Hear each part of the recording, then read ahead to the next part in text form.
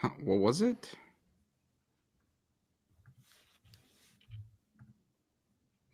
Okay.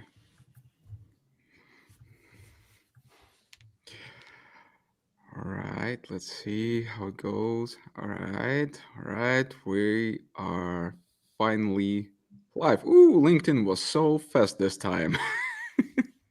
Yeah. It usually takes a while, as our viewers and listeners know, and have to endure this LinkedIn thing every time. All right. Welcome back, everyone, to Odys Talks. It's the last episode of this year, and yeah, it's a blast. We got Mm. an amazing crowd today. We got Corey Gabush of Holistic SEO and Digital. We got Doug Cunnington of Niche Site Project, and Jason Barnard, the infamous brand serve guy of CaliCube.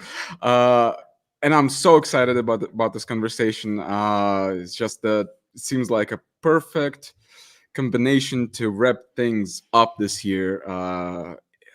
Like having these three great minds with the each each of their own perspectives on things and their experiences and the things they've built. So yeah, before we hit it up, I'll just hit it off. I'll just mention that this show is naturally hosted by Odys Global, your one-stop shop and marketplace for age domains, websites, and premium names, as well as additional services including topic clusters, fully managed website hosting, EAT audit, and what was it? 301 redirects. I'm sorry, I'm just too excited. And by the way, we've also launched the lease to own feature. So if you've spotted a domain at our marketplace or a website that you fell in love with, but you don't think you can invest the entire sum into it, you can do it in parts from now on. So make sure to get in touch with us, and our account managers will take care of you. All right, guys, why don't you introduce yourselves? I know people know you, but still, just add anything you'd love to about yourselves. So, Jason, since you're the first time on the show, why don't you go first? Oh, thank you very much. I'm Jason Barnard, the brand cert guy. I've been in SEO for 25 years, started in the year Google started, grew up with Google. Google didn't really notice me, but I've been basically playing the Google game for 25 years.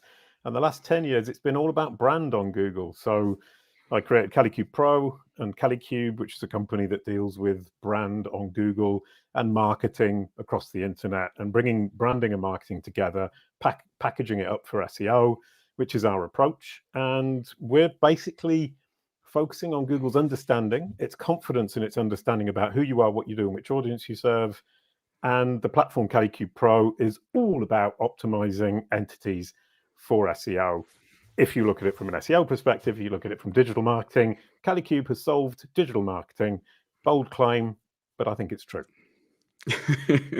Yeah, no doubt about it. Doug.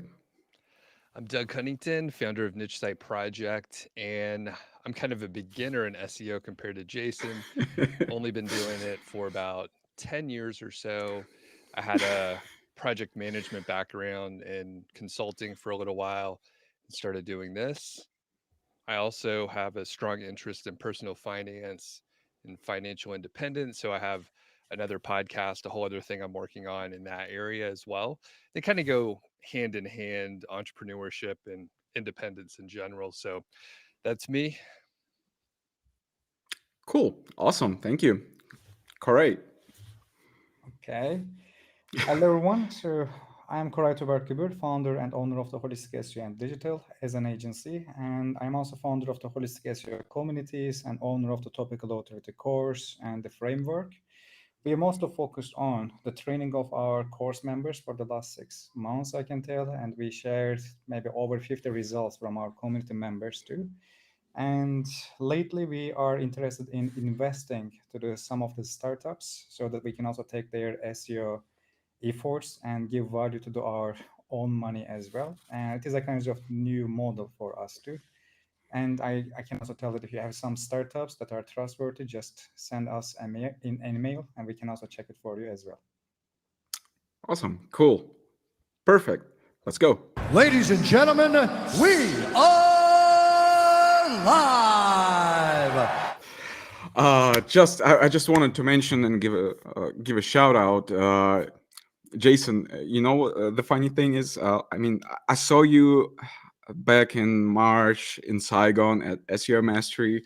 Had no idea who you are at that moment. Then I found out, and then little by little, when we started the show, I completely forgot about your existence. No offense, but when I was at the Chiang Mai SEO conference, big shout out to Craig Campbell. He mentioned you in his presentation, and I was like, oh, I really have to invite this guy. So yeah, big shout out to Craig. If you're watching or listening, or will be at some point, because I immediately put Jason's name in my note down in my notes. Right, I heard about that presentation from, I think Corey mentioned it, and also Anne from the CaliCube team was there, and she said he said a lot of rude words alongside my name. Well, and I tried to explain to her that's just how Craig speaks. It wasn't actually him being rude about me, it's just how he speaks. Yeah, this is definitely the way Craig speaks and works and lives. Yeah. So since I've named this episode SEO in 2023 or 2023 in SEO, I don't remember the order. 2023 in SEO. So it would be awesome if we could wrap things that have been going on in the industry and all things associated with it throughout the episode. But the first thing I would like to address, and I would like to share your opinions and thoughts and insights, is the recent Google spam attack. Yeah, I actually just recently discovered it, and I was like, "Ooh, that's a great way to kick things off at this in this episode." So, what's been going on? Could you give us like a short, brief input into it, and how did it affect you in any way? Maybe your sites or whatever. Just how did you take it? Okay, let me start first. So I can tell that there are during this summer and after the summer, Google actually did lots of updates in a series, in a chain, let's say.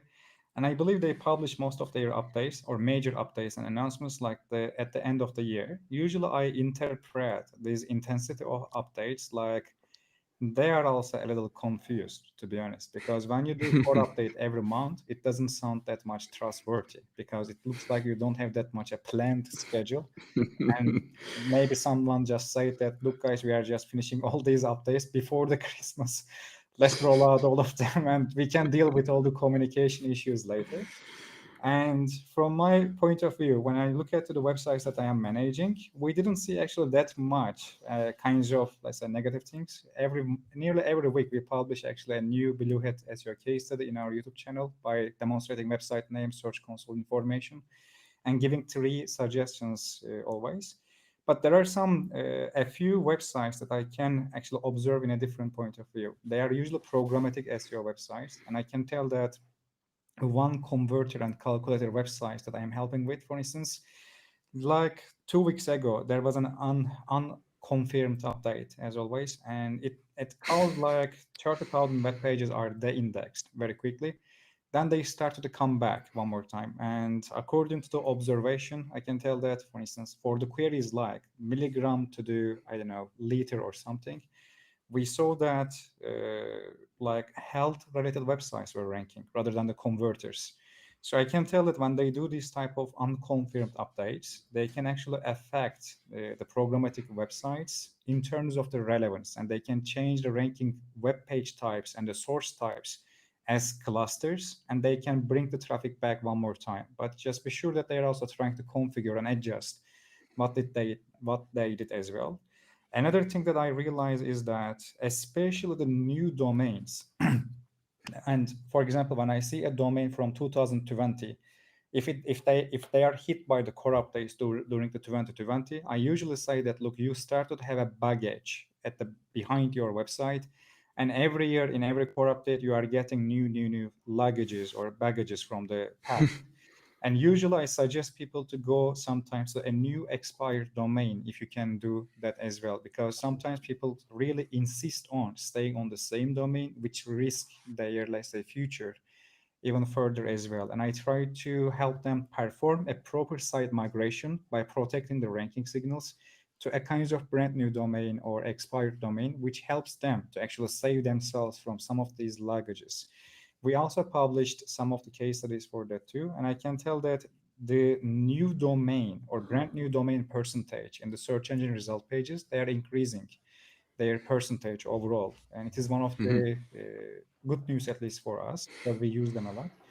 And I can also tell that these experience thing or perspectives, it started to become really important, which means that even if you give accurate information, if you don't provide a personal experience or personal perspective in your documents, it might be really harder for you to rank in the coming, let's say, the years. Because one major advantage of Reddit and Quora or these type of websites is that, first of all, on a single page, Reddit can give 80 different authors, 80 different answers, 80 different perspectives.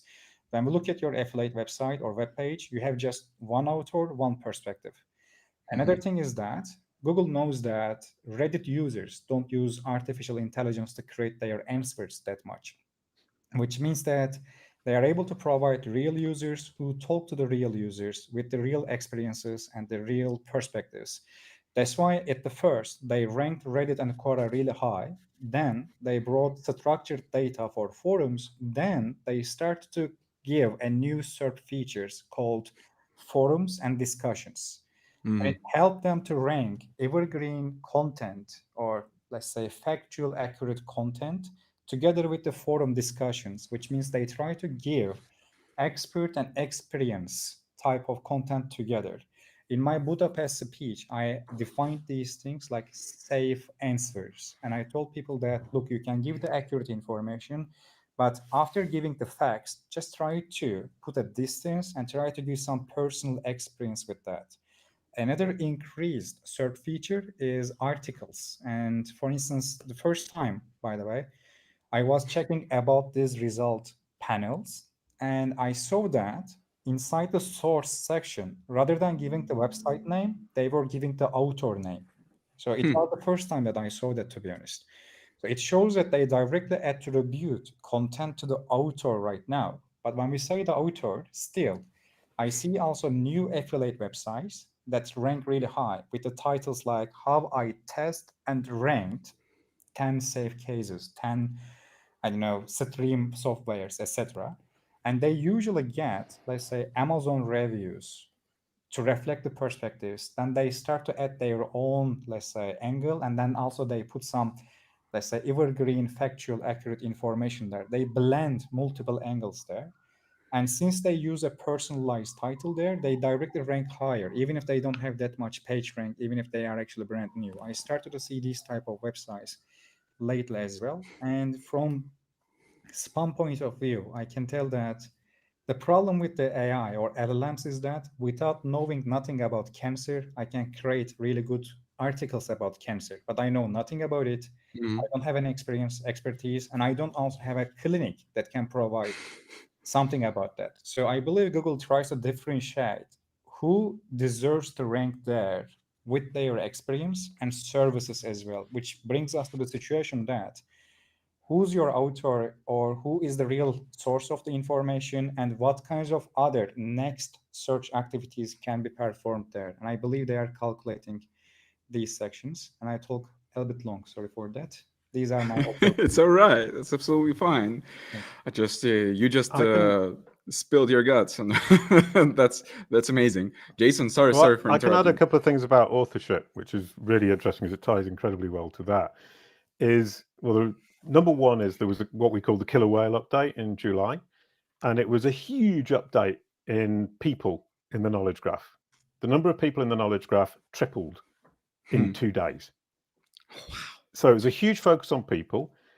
A lot of subtitles were deleted, and the subtitles that were increased were writer and author. So Google is explicitly looking for people who write. And the number of people who are cited in the knowledge graph and in knowledge panels as writer or author has gone up significantly. The number of subtitles has gone down significantly. That's point number one. Point number two is authorship. At one point, Google attributed Barry Schwartz's articles to me. How come? It was in my article box, but it was Barry Schwartz's article, because my article was the first article in the related articles section on the page, and he hadn't signed his own article. And Google temporarily put me as the author because it was taking it and he was saying, well, I understand who this guy is. He's an expert on SEO, so he must be the author. And Barry Schwartz got put to one side. Didn't last for very long. They fixed the problem pretty quickly. But that does indicate to me very clearly that Google are explicitly looking for authors. They're looking for who's writing the content. And when you think about it, they did people before they did companies, because you can identify the company by the website, but the authors appear all over the place. They don't necessarily have a website. So for Google to identify the author becomes increasingly important. Identifying the companies is secondary. That said, they've just done an update 2 weeks ago, strangely enough, given what Corey just said. There was a huge update again, but this was corporations, where the number of corporations in the knowledge graph have gone up. The confidence scores have changed. There's been a whole shift, and the subtitles once again. And the subtitle, if you think about it, is all about categorization. And the September update, helpful content update, Gary Illish said specifically, this is all about categorization. And what we saw was the knowledge graph update in July and a knock on into the knowledge panels in September. The two were very clearly linked. And this is the first time in knowledge graph world that we've been tracking for the last 5 years. The first time that we've seen a direct correlation between a change in the knowledge graph and a significant change in the SERPs and an announced update. So that was really cool. Thank you. I said quite a lot as well, so I think it would be good to now to say quite a lot. Yeah, Doug, go on. I don't even know if I could add anything.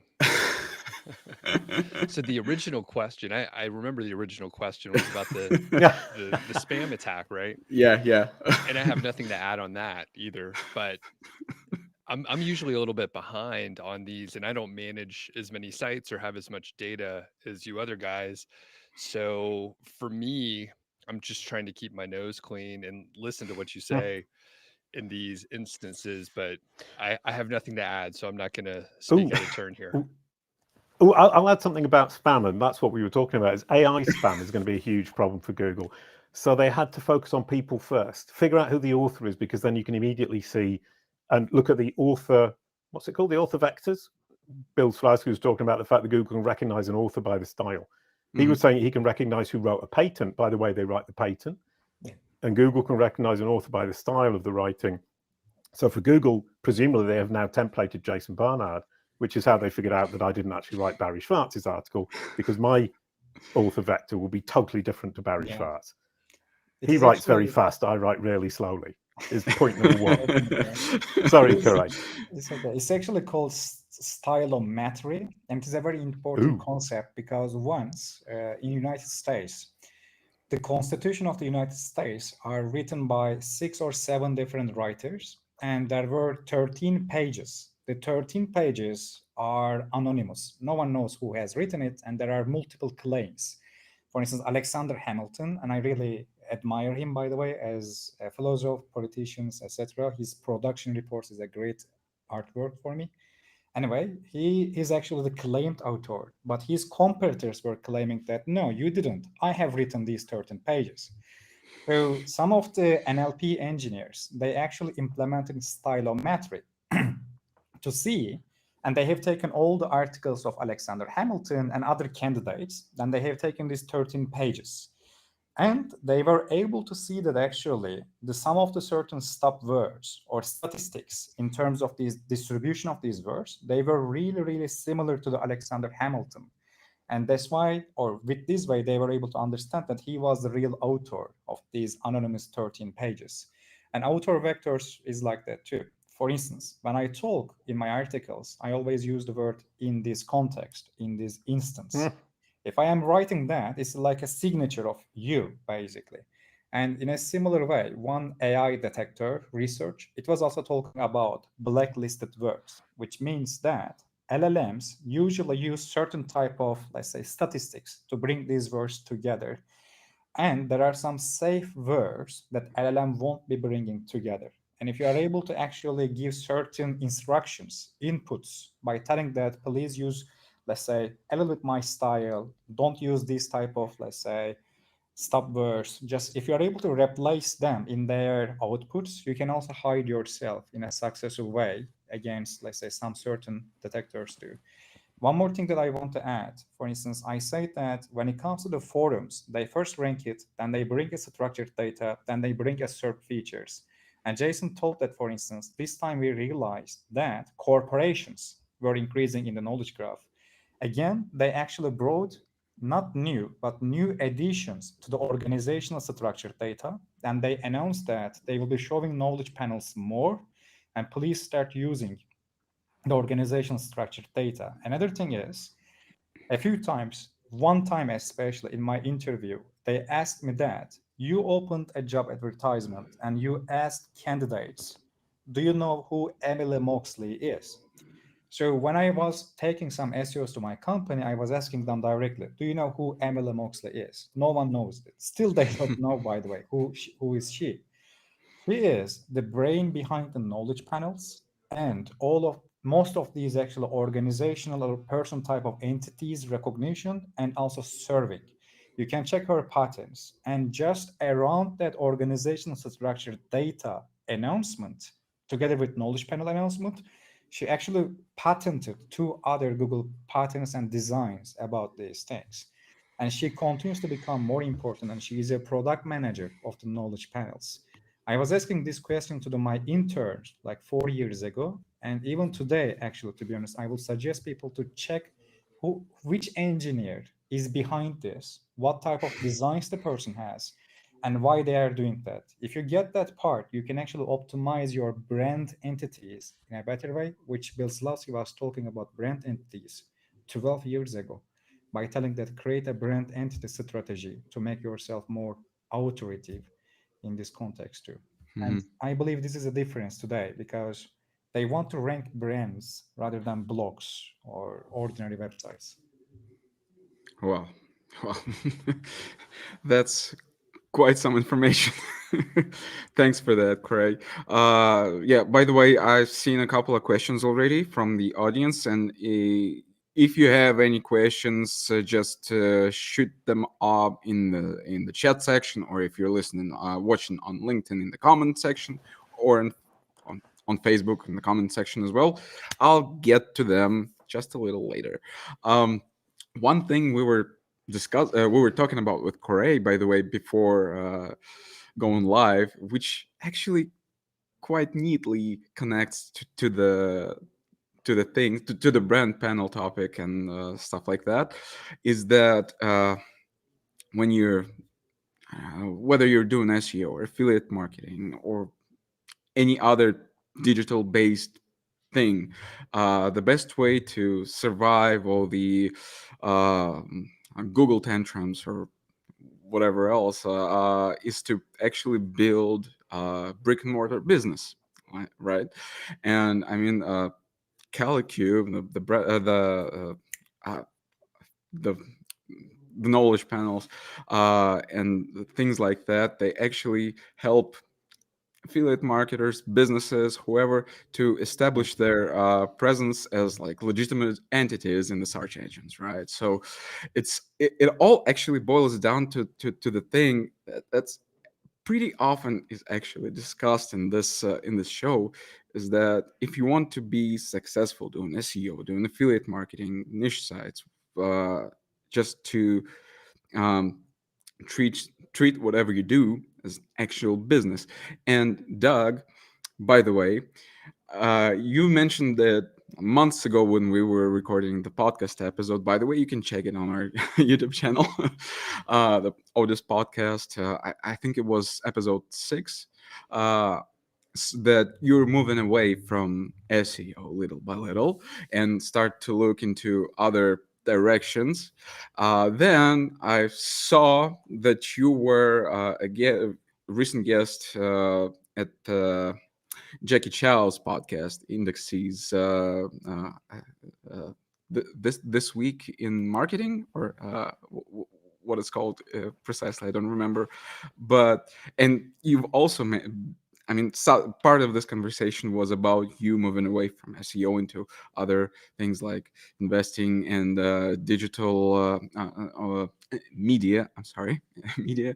So, how's this? How have these several months been for you? The process of moving away from SEO into more into media and investing, things like that. And what are your main takeaways from this period? Thanks for giving me a nice lob here so I could answer one. I think it's clear with Jason's answer and Kure, they're deep in the weeds and they know a lot more details. And I just haven't kept up, and I've been more really on the periphery as far as an SEO. And I never thought I had the same sort of like pure skills or put in the time that these gentlemen did and do like on a current basis and keep up. And I also don't want to compete with Google all the time on a daily basis where they can kick me in the balls and I have to go figure it out and like play along. So slowly over time, my interest just kind of wavered a little bit, and I've exited a few sites and turned the keys over to someone who wanted to manage those sites, and have shifted more into really media kind of production where maybe I spend a little more time on the podcast and on YouTube. And that's been really fun for me. And I could kind of define my own game and my own rules. Even if I have to play along with like a YouTube algorithm, I can make really long videos that most people don't want to watch, but they do well on audio. And that's been great.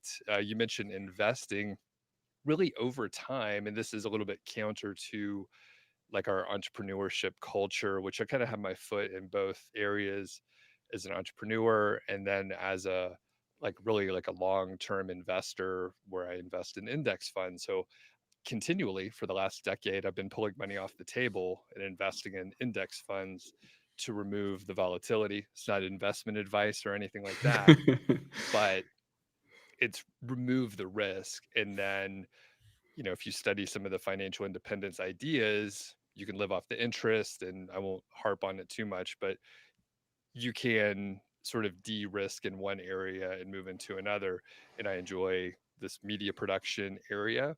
So I've been spending most of my time on that, trying to get people on the email list. And it's just the same sort of digital marketing ideas. You create content, you have a nice big funnel, get them on the email list. You could bring them whatever products your own. You could sell agency services or whatever, and it's been great. And it really does remove the risk. So when these updates come around, I don't care as much. I don't even know until people tell me about it. And it's been great because I remember, whatever, getting penalties back in the day. You get that email where you check your rankings one morning and it's all red. Everything's red. You panic, try to figure out what to do. So it's been great. And consequently, I've been working less and less over the last 3 years or more, which I recommend to everyone. Do that. Can I add something in there? Of course. It If sounds like a anything lot of comes fun. up in your mind, just Well, go. from our perspective, like you were saying, Doug, I generally don't notice when there's an update, a core update, because it doesn't affect brand SERPs. Very rarely does any core update have any significant effect for me. So I tend to find out when somebody announces it on a podcast, what do you think of the latest update? The answer is I didn't even know there was an update. So although I'm known for SEO, it's not where I'm focused. I'm focused on the knowledge graph, knowledge panels in particular, which we track very, very closely at Kalicube. And the other thing is that we're now promoting the Kalicube process. And the Kalicube process is learning from Google what it doesn't understand and what it does understand about your brand and your industry, using those results from Google to analyze your industry where you should be standing so you're standing where the audience is looking, creating the content and the branded marketing materials to then place it on these different platforms, not just on your own website. Google then sees all of this, joins the dots, understands that you're the best example of your cohort, and the SEO follows. And at Kalicube, the Kalicube process has driven 90% of our clients. And it's not SEO. It's marketing and branding packaged for SEO, and 10% is from the SEO. So I'm just kind of making the point is I'm actually not as much in SEO as people seem to think. Okay, good to know. But yeah, it's I mean the blend of everything you were talking about from the start of this conversation just makes a perfect combination of the things that a modern business should look into if it wants to succeed, like take care of SEO, take care of knowledge panels, take care of investments, and just not being take care of not being affected by Google updates and other things that may come up, like just 2 minutes from now, just Oh, yeah, to and that is the thing is if you can succeed online as a normal business and you forget about Google, but you demonstrate that you're succeeding as a business with the right audience at the right time for yeah. the right services, but you demonstrate that to Google, Google will simply follow you. It really is as simple as that. Google is a stupid child walking right behind you. All you have to do is guide it in the right direction. All right. So getting back to the questions from our audience, before I forget about them. So the first one was from Dundee in YouTube. In the case of a programmatic SEO website, how can you stay safe for further update? I guess this question is for Corey in particular. So to be able to keep these type of websites safe, that first thing that you should understand is that, especially if it is a converter, all the pages say the same thing, which means that if I am converting 5x to the, I don't know, Z, the answer is actually the same for any other web page, which means that they are all actually giving the same answer. It also means that based on the fact, you are not able to create a difference. The difference that you can create in this area will be coming actually from your micro semantics and presentation, which means how you demonstrate or present this information, how engaging it is, and how well you are able to predict the next search activity or related search activities with your internal links. And if you are able to get these users continuously as a returning user to your website, and if you are able to show a better performance on the SERP, you will be actually safe. Another thing is that if you are able to increase your relevance, and let's say if you are able to decrease your web page's cost for rendering or for crawling or for understanding just a little bit, just small amount, it will be huge effect, because you probably have like 50,000 web pages.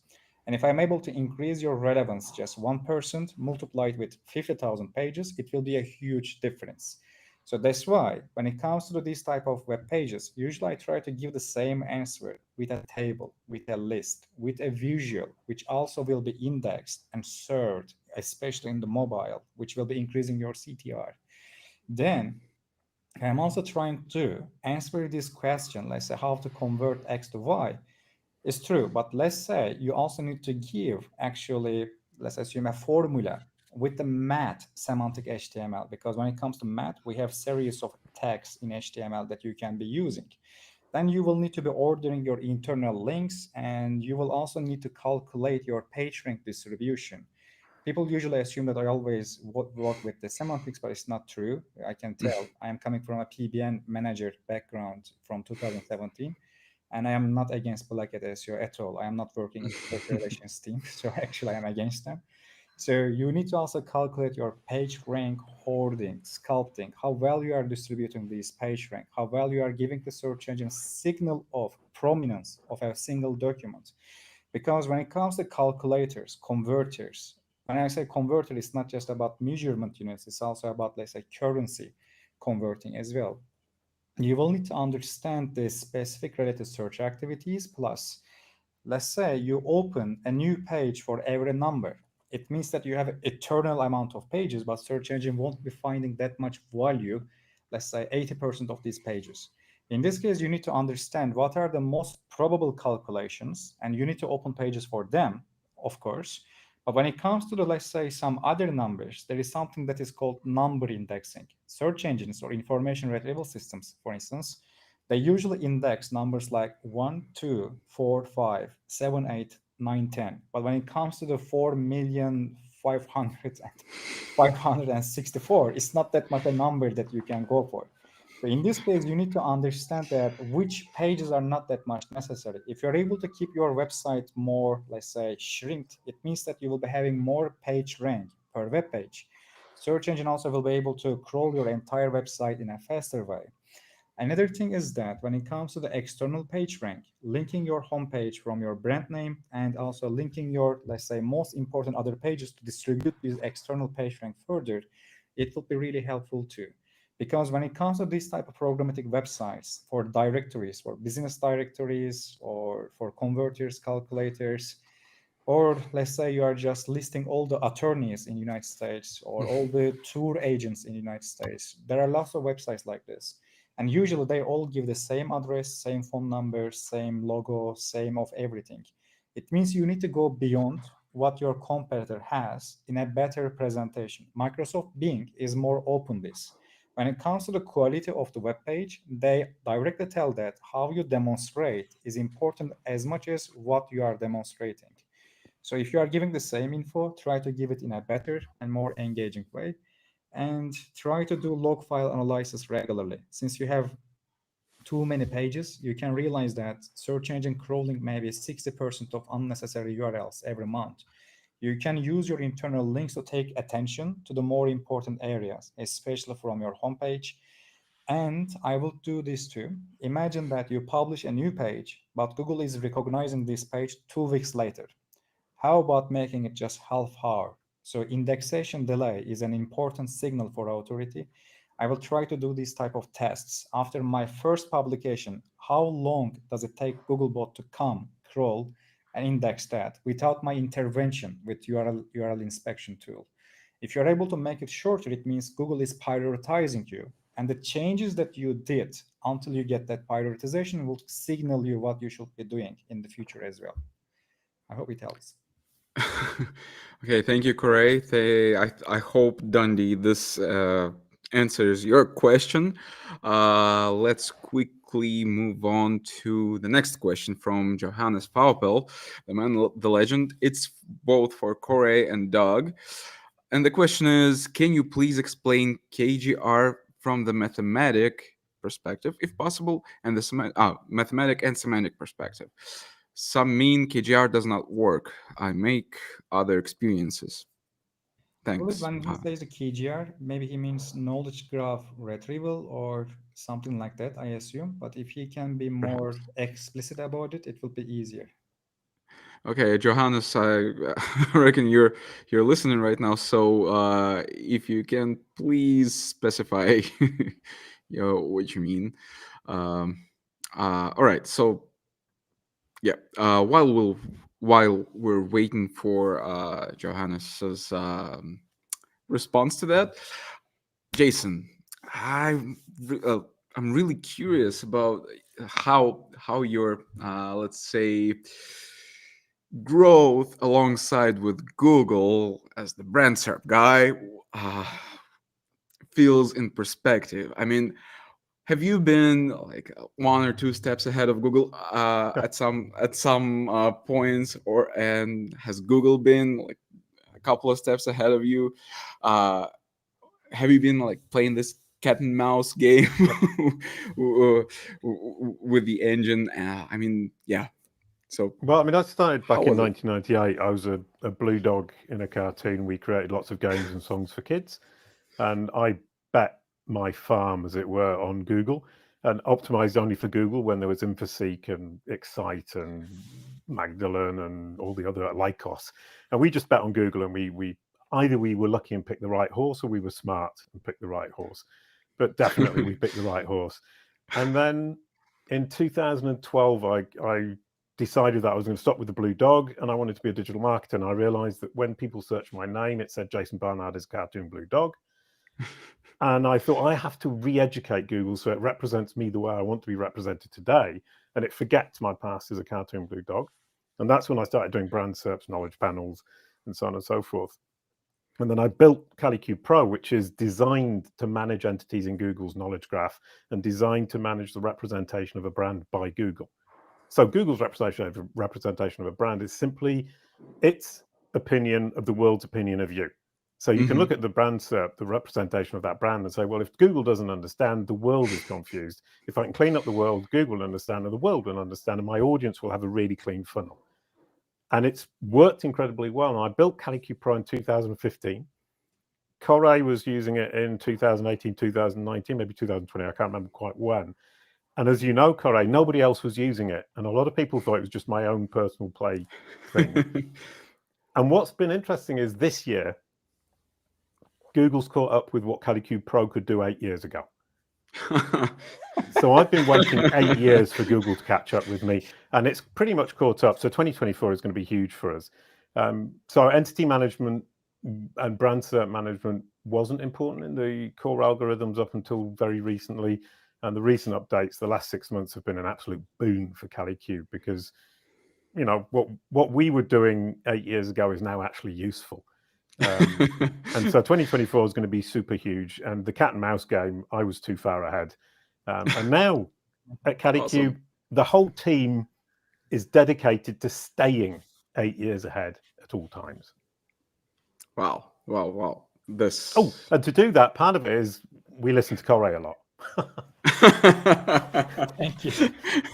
And to be honest, I always tell it actually, the Kalicube Pro, it's a great tool for actually branding and also brand positioning. And another thing is that I believe many SEOs started to realize that too, because they try to appear in the generated entity list. It is the official name, but Google, we can call it like, sometimes when you call, let's say, best SEO tools, Google gives the names at the top, like clickable and expandable for their results. And its official name is actually generated entity, ranked entity list. But basically, imagine that you don't appear in that area. And to be able to appear in that area, you need to define your brand as relevant to that specific query or that topic. And you need to position your brand there by using third-party sources.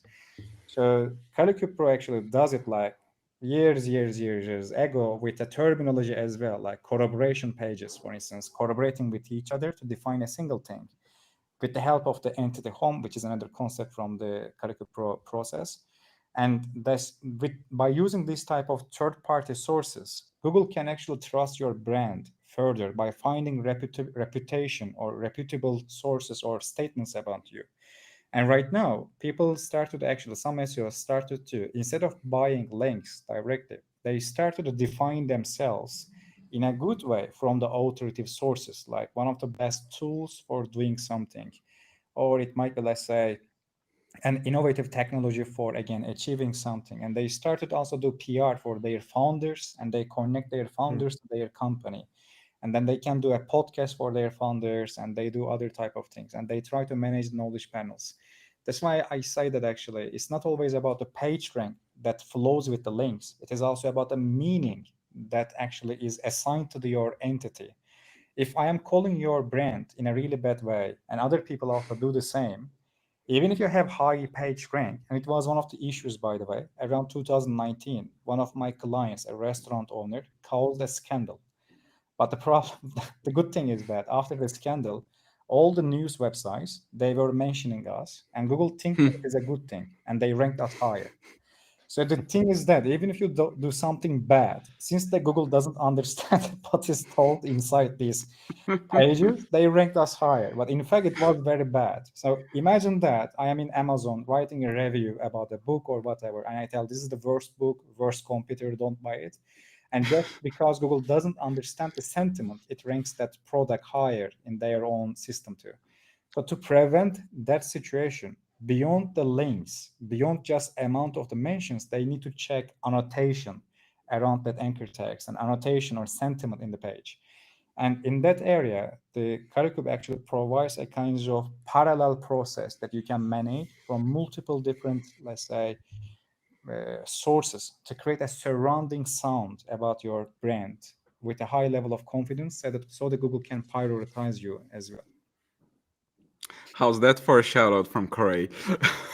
That was brilliant. What is delightful as well, and what's delightful, we've had a lot of agencies come on board on Kalicube Pro and not understand how to use it because they don't understand that it's not just about the schema markup. We talked to Jano Van Driel, who helps us with our schema markup, who's the biggest geek in schema markup in the world, and he talks about Kalicube as being implicit semantics, as opposed to the explicit semantics of schema markup, which is really interesting perspective. And what Corey just described is what we're trying to educate agencies to do, is to look at the implicit semantics and rely on them and just use the explicit semantics as supporting evidence as opposed to primary evidence. And that's huge. And most of the agencies we've been talking to haven't really come on board with that. So if any agencies do want to come on board with a belief in implicit semantics, please. Awesome. All right, let's get back to Johannes's question. So I'll just read it all over again. So, Korean Dog, can you please explain keyword golden ratio from the mathematic, if possible, and semantic perspective? Some mean keyword golden ratio doesn't work. I make other experiences. Thanks. All right. So I'll try to remember. I haven't defined it in a just, verbal situation in a while. So the keyword golden ratio, it basically helps you find long tail keywords, and you're looking for the all in title to be, it's a ratio, right? So all in title divided by the local monthly search volume, and that gives you some number. You want it to be under 0.25 if possible. There's some wiggle room, right? There's some wiggle room. The tools give different values, but it ends up being a fairly robust formula because it's so simple, and it's very helpful for beginners. So if you're watching this, you're probably quite advanced. A lot of the topics that we covered were like way deep in the weeds. So if you understand what we're talking about, especially the previous answers, then you probably have some layers that you can add onto the keyword golden ratio to maybe make it more accurate. However, I will usually push back just because you have more data and you have more layers that you can put on top of a simple formula like the keyword golden ratio. It doesn't mean it's more accurate. It just means you maybe have more data. Now, the keyword golden ratio can be helpful if you integrate it with some other tools, for example, so that you can help prioritize, or, there's nothing better than taking a look at the SERPs, and then you can see what Google really thinks. But that is sort of the general idea, the definition of the keyword golden ratio. One key thing is you're looking for the local monthly search volume to be less than 250, which again, for beginners, forces you to find long tail keywords. Like almost by definition, like that is going to be a long tail keyword, and it simplifies things. So when we have more sophisticated conversations like this one, sure, we could poke a lot of holes in it. However, one level up, right? It's an okay idea, right? We've probably seen other people explain it in different ways. This was a really difficult, and I'll pat myself on the back, it was a good marketing situation. Like, just go look. It just came out of nowhere. I made it up, talked about it for like 2 years before anyone actually paid attention. And then people talk about it now. If I could, I would have patted you on the back Oh, right thanks. now. But that is pretty interesting, Doug, is talking about something like that, creating something, talking about it. Nobody listens to you. And then all of a sudden everyone wakes up. And isn't it delightful? It's great. And one of the greatest signs is when you have people tell you that you're wrong and tell you why it doesn't work, and then you won because they're paying attention to it and they're trying to discredit it. And I'm like, yeah, those all valid points. But when you have some negativity out there, it means that like you have people's attention, which is great. That's what we're trying to do. Yeah, Well, that's absolutely. good news for me. Thank you. You've cheered me up no end today. Okay, Corey, do you have anything to add from the semantic perspective? For the golden keyword ratio? Keyword golden ratio, yes. So the first thing to understand about is the indexing methodology of the search engines. So it is actually, especially before, when I say before, I mean like 3 or 4 years ago, it was working very much better, I believe. But it is mainly because of the search engine's methods for indexing things. Because when you do a mathematical calculation to understand the relevance of a page, you should understand that a search engine is like a blind librarian. They just see which words appear with which words at where, but they understand nothing inside the content. And then they guess that which shelf in the library is the best shelf to put this book in. And keyword golden ratio there, by putting most useful keywords as much as possible to your title tag, you directly signal your relevance and you tell search engine that, look, I belong to this index, this shelf. I know you are blind and I am guiding you to put me to this shelf as much as possible. Today, there is one extra layer there, which is semantics. No need for confusing. Basically, it means that semantics based on sentences. And right now, search engines are able to process your text in a better way, and they're able to understand your sentences, which means that they are not that blind anymore. And in this case, if you are just putting all the keywords to increase your ratio to your title tag without creating a kind of proper sound, a proper logic, or proper signaling your content format that well, and if the rest of the document is not following what you put in your title tag, even if you are able to signal your relevance, you won't be able to be responsive to the needs behind the query, which means that while trying to increase a ratio, you can decrease your responsiveness or usefulness. And if they realize that, especially these mathematical calculations might be helpful for clustering the pages. And if they realize that most of the time, they say over 95% of the web pages that increase this ratio or trying to hit these specific things, if they are not responsive enough, they can cluster all these documents and they can actually demote them all together. So that's why usually, at least in my framework too, I always tell that what you put in your title tag with a proper order should be followed in your document as well. For instance, if I am talking about glasses, let's say I write a title tag here, glasses types, frames, and lenses. If lenses appear at the end with the title tag, I also put it to the most bottom part of the document, for instance, because it's always from title. And in this case, again, I am mentioning lots of important query terms, which means actually my GDR again will be high. But at the same time, what I have written there has been followed together also in the document with a proper distributional semantics and prioritization.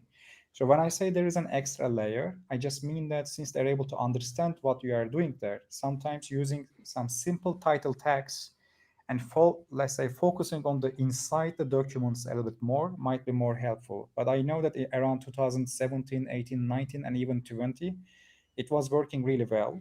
And once they improved their algorithms, it became like this. I can add one more thing. In the news SEO, Google doesn't have time to process your sentences that much, which means if they trust your website, if you are authority for a topic, you can actually leverage GDR in a more aggressive way. But just be sure that you are also giving the value that you promise in the title as much as possible, because with a core update, it can be reversed. But it is more open to exploit that Google's need, because they need to index and serve the content like in seconds. There is no time for reading the sentences and compare all these things to each other. I want to jump right in. Oh. I agree with 90%. Part of what your answer included was keyword density. I think you thought that because of the ratio, but this is all on the keyword research side. So I agree with you as far as on page density, keyword usage, all that. Great. But just so people don't get confused. Brilliant. I wanted to add something as well. Is number one is I'm understanding more and more why Leanne on the Calicube team talks to me about Corey all the time, to the point at which it becomes quite tiring, and quotes all of the things that Corey's been saying today. But the other thing is, as Corey was speaking, I was just imagining this. I mean, he's a blind librarian. I would say a word counting child librarian that doesn't yet know how to read, and now it's learnt to read. And on top of that, it's got these big piles of books coming in, and it's got piles of books from different sources, and it's prioritizing the piles of books that it's been seeing have been useful in the past and have a good history and have become authoritative. So I've got this little child in the library doing this with the books in some mad Disney cartoon, which is fun for me, and I don't know if it's helpful for anybody else, but it certainly makes sense to me. Well, it's definitely fun, which is a great part. Yeah, wow. It's been almost an hour of us talking, you guys talking, discussing things, and it's been awesome so far. So eventually we have to wrap this up little by little, but one thing I just wanted to mention before we actually wrap things up is that the probably the most important thing that I've noticed within the SEO industry and all the other like clusters associated with it, built around it, is that a lot of people, a lot of great people, awesome professionals, huge specialists, they're eager to share their knowledge. And I mean, you've been doing just that throughout this hour, and it flew just like that. Uh, so so yeah, eager to share the knowledge, help others, help understand things in depth. So that being said, Doug has recently joined the Odys mentorship program, so he's now one of the mentors, and you can reach out to him and book a coaching session with him. You can find the link to his mentor page right in the description box. So, Doug, uh, what at the end of the day, what led you to taking this offer and jumping on board with the mentorship initiative? Well, I love what you guys are doing at Otis, of course, and Thank you. I do offer. I've enjoyed coaching actually since my corporate days, where I think I learned probably as much as any other time for mentoring and helping onboard folks and just teaching and help to bring like new managers and new um, you know, I guess higher level management in place, right? So as I've grown online, I have a lot of experience. A lot of times it's things that didn't work, and it's very helpful to save people time so they don't make those same mistakes, which cost money, which is horrible, but it also costs time, which is even worse. So when you guys propose this, I thought this is a great way to help folks out. And a lot of the other mentors are very strong, just like our other guest today, very strong in the SEO area, which I have. I don't try to pretend like I know things that I don't, which I think is helpful. The other part is I am very good at scaling, management, templates, systems because of my background in operations and project management. So those are the main areas where I think I could help out, especially if someone is in a spot where they are growing and they do need to bring new folks on. So I appreciate you guys inviting me. Oh, and we're happy to have you on board. By the way, Stuart Blister Vickers, who has also been a participant of this show, has also joined the initiative. You can go to the odys.global/mentors and check out the entire list of our mentors, and more great people are coming up into the program. So yeah, it's just stay tuned and keep your eyes open. I'm sorry. I mean, All right, talking all right. about sharing, Yeah. I mean, Corey shares an awful lot, shared an awful lot with me over the years. And at CaliCube, we're really here to share. We've got nothing to hide. We share everything we learn. The only barrier we have is the amount of time it takes to get things out of our brains and onto the web and into audio. And one thing is our business model is based on the idea if we share everything we learn, there are going to be enough people who get it wrong or who have sufficiently complicated situations that they can't deal with it themselves. So everybody come along to calicube.com, take everything you can. Somebody said they were reverse engineering what we were doing at Calicube. You're not. Take it. It's there to be taken and to be shared. We're relying on the people who realize that Calicube Pro will save them time or that have problems that are much more interesting for us. So we get to solve the interesting stuff. So sharing, I think it's wonderful and it's delightful. Amazing, guys. Thank you very much for this discussion. It was a blast. I'm totally blown away. I think this is a perfect wrap up for the first year of Odys Talks live stream. Even though it wasn't like the full year, it was started in May, but still, like we've been going on. Uh, uh, we've been going live weekly, pretty much, Brilliant. except for a couple of weeks. And yeah, this is a perfect way to wrap things up. So By the way, guys, Merry Christmas to you. I forgot that there's been Christmas just a couple of days ago, and a Happy New Year that's about to come. Is there anything you would love to tell the audience before we Happy off? birthday, Vladimir. It's your birthday today, and a happy new year. Thank you very much. Thank you very much. Yeah, now you're making me blush. Yeah, all right. But still, like the question holds true. Would you like to add anything to tell the audience before we shut things down? I would like to, but after Jason sings, I can't sing like that. So I will tell that. All right then.